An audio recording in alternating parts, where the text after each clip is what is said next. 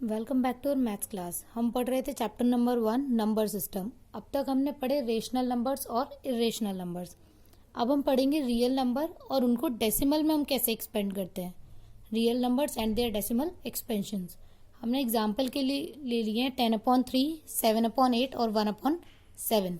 तो सबसे पहले हम देखेंगे कि इनका डेसिमल हम कैसे लिखते हैं। ये आप अच्छी तरह से जानते हो कि डेसिमल में कैसे लिखते हैं, लेकिन फिर भी हम एक बार देख लेते हैं। जैसे ये 10 को लिया हमने यहाँ और यहाँ 3 को रख लिया, डिवाइड किया, 3 3 जा 9, यहाँ माइनस करने पे आया 1,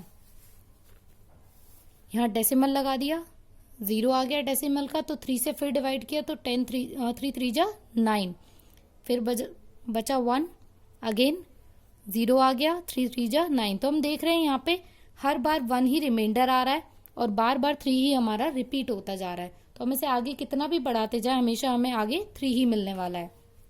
दूसरा हम एग्जाम्पल देखेंगे 7/8। तो हमने यहाँ 7 लिखा और यहाँ 8 लिख लिया। 7 डिवाइड हो नहीं सकता 8 से, तो हमने डेसिमल स्टार्टिंग में ले लिया और 0 ले लिया।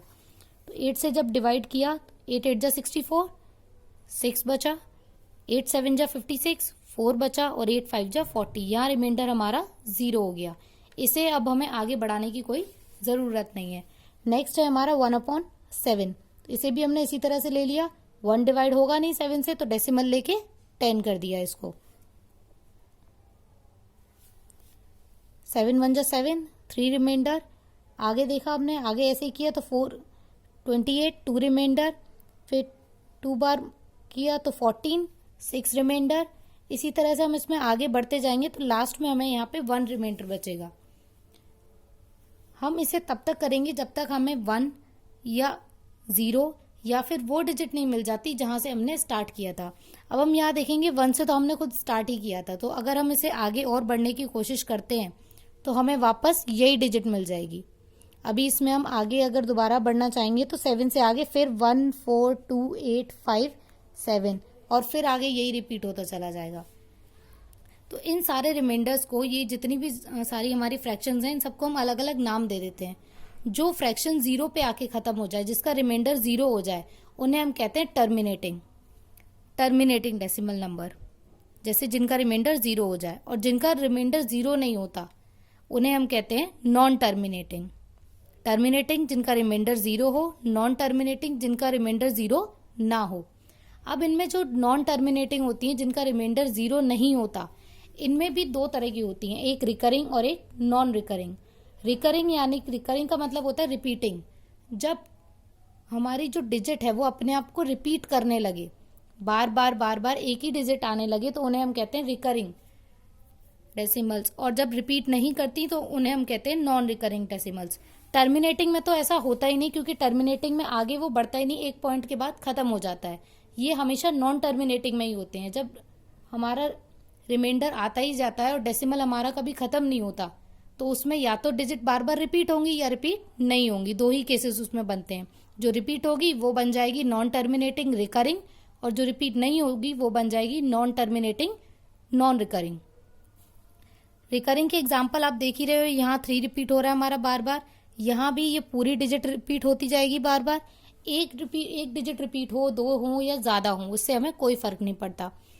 और जब नॉन रिकरिंग का हम एग्जाम्पल देखते हैं तो ऐसे एग्जाम्पल में मिलते हैं हमें √2, पाई। ये कुछ ऐसे एग्जाम्पल हैं जो कभी भी रिपीट नहीं होते। आप √2 की वैल्यू अगर निकालोगे तो आपको कभी भी एग्जैक्ट वैल्यू नहीं मिल सकती। इसी तरह से पाई की भी एग्जैक्ट वैल्यू नहीं निकलती है। अब हम आगे बढ़ेंगे हमारी एक्सरसाइज 1.3 पे। इस एक्सरसाइज का फर्स्ट क्वेश्चन है, write the following in the decimal form and say what kind of decimal expansion each has.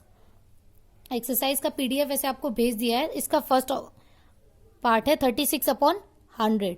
तो यहाँ हमने 36 को डिवाइड किया 100 से, डेसिमल लेके 0 आ गया यहाँ पे, 3 टाइम्स डिवाइड किया 300, 6 टाइम डिवाइड किया 600, हमारा ये आ गया 0।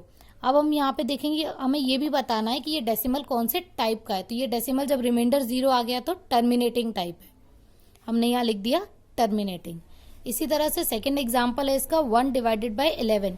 तो हमने 1 को 11 से डिवाइड करेंगे, 1 डिवाइड होगा नहीं तो हम डेसिमल लगा के 0 आ गया। लेकिन 10 भी डिवाइड 11 से नहीं हो सकता है, तो इसलिए हमें एक बार और 0 लगा के यहाँ 0 ले आएंगे, तो फिर 11 9 जा 99, फिर हमारा 1 बचा। डेसिमल है तो हम एक 0 तो लगा सकते हैं, लेकिन 10 डिवाइड 11 से नहीं होगा, तो हमें अगेन एक और 0 लगानी पड़ेगी।